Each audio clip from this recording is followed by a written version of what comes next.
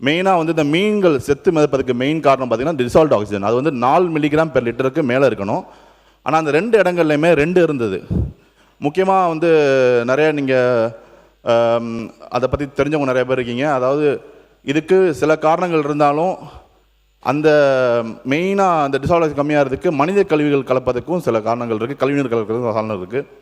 அப்போ வந்து நம்ம வந்து சுற்றி உள்ள ஃபேக்ட்ரியில் இருந்து கழிவுநீர் ஏதாவது வந்திருக்கா, டாக்ஸிக் கேஸ் ஏதாவது கலந்துருக்கா அப்படின்னு கண்டறியும் போது அந்த மாதிரி எதுவுமே இல்லை, எண்ணெய் படலங்கள் எதுவுமே இல்லை. ஏன்னா முன்னாடியே எண்ணூரில் வந்து எண்ணெய் கொட்டி அதெல்லாம் நிறைய கிளியர் பண்ணியிருக்காங்க மாசுபாடு கட்டுப்பாடு சார்பாக. அப்படி பார்க்கும்போது எதுவுமே அந்த மாதிரி நடக்கலை. அப்போ வந்து நிறையா விஷயத்தில் நம்ம வந்து ஹேண்ட் மீட்டரை வச்சு நிறையா இடத்துங்களில் வந்து ஆய்வு பண்ணோம். ஆய்வு பண்ணும்போது டெம்பரேச்சருமே நார்மலாக தண்ணிகள் இருந்து உடனே அந்த இறந்த மீன்களை நம்ம ஆய்வுக்காக ஃபிஷரிஸ் டிபார்ட்மெண்ட்டில் ஒரு இன்ஸ்டியூட்டில் சென்னையில் எல்லாமே ஆய்வுக்காக அனுப்பப்பட்டது. அவங்க ஃபிஷரிஸ் டிபார்ட்மெண்ட் வந்துட்டாங்க. அதில் வந்து பார்த்திங்கன்னா 2150 கிலோ மீன்கள் வந்து இறந்துருந்தது. அதை உடனே சென்னை கார்பரேஷனோட ஒத்துழைப்போடு சேர்ந்து எல்லாத்தையும் அப்புறப்படுத்தியாச்சு மாசு ஏற்படாத வகையில். அதே மாதிரி பார்த்திங்கன்னா இது மேக்ஸிமம் நம்ம கழிவுநீர்னால தான் கலந்துருக்குன்றதை நம்ம இப்போதைக்கு ஆய்வு பண்ணியிருக்கோம். இருந்தாலும் நம்ம டெஸ்டிங்காக இந்த வாட்டர் எல்லாத்தையுமே அனுப்பியிருக்கோம். இந்த மீன்களோட டெஸ்ட் ரிப்போர்ட்டுக்காகவும் வெயிட் பண்ணுறோம்.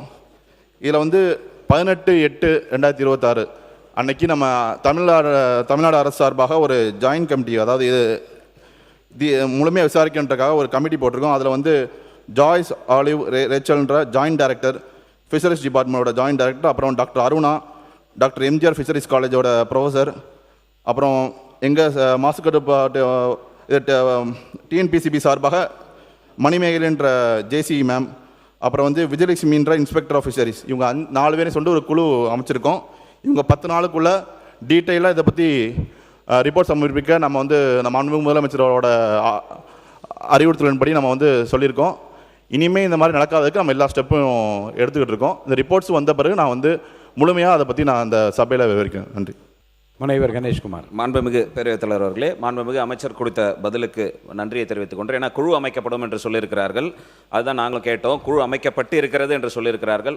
அதே நேரத்தில் குழு அமைச்சு விசாரணை மேற்கொள்வதற்கு முன்னாடவே இது போன்ற ரசாயன கழிவுகள் எதுவும் கலக்கப்படவில்லை என்று அமைச்சர் கூறியிருக்கிறார். அதை மட்டும் அவர் கனிவோடு பரிசீலனை செய்ய வேண்டும். ஏன்னா எல்லாருக்குமே தெரியும், ஒரு நீரில் ஆக்சிஜன் அளவு குறைகிறது என்று சொன்னால், அதோடைய தன்மை மாறுகிறது என்று சொன்னால், ஏதோ ஒரு ரசாயன கழிவுகள் கலப்பதன் மூலியமாக தான் அந்த நீரினுடைய தன்மை மாறும். முடிச்சிடறேன் சார், முடிச்சிட்டோன்னே நீங்கள் தன்மை மாறக்கூடும்.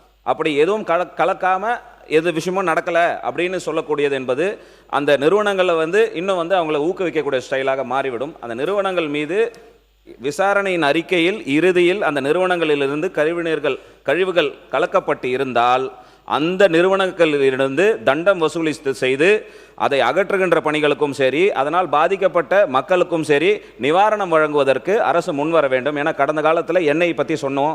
எண்ணெயெல்லாம் நம்ம வாளியில் தான் எடுத்து வெளியில் ஊற்றிக்கிட்டு இருந்தோம். கடந்த காலங்களில் நம்ம பார்த்தோம், அந்த எண்ணெய் கசிவுகள்லாம் பண்ணும்பொழுது அதற்கெல்லாம் டெக்னாலஜி வேணும்னா எந்த நிறுவனத்திலிருந்து எண்ணெய் கலந்ததோ அந்த நிறுவனம் அதை அகற்றி தர வேண்டும். அப்படி அந்த நிறுவனங்களுக்கு கடுமையான தண்டங்களை விதித்தால்தான் இது போன்ற நிகழ்வுகள் மறுபடியும் நடக்காமல் தடுக்க முடியும் என்று சொல்லி, மீண்டும் அந்த விசாரணை குழு அறிக்கை வருவதற்கு முன்பு அந்த எண்ணெய் சுத்திகரிப்பு நிலையங்களோ கெமிக்கல் ஃபேக்டரியிலிருந்து வரலை என்ற முடிவுக்கு வர வேண்டாம் என்று கேட்டு அமர்கிறேன்.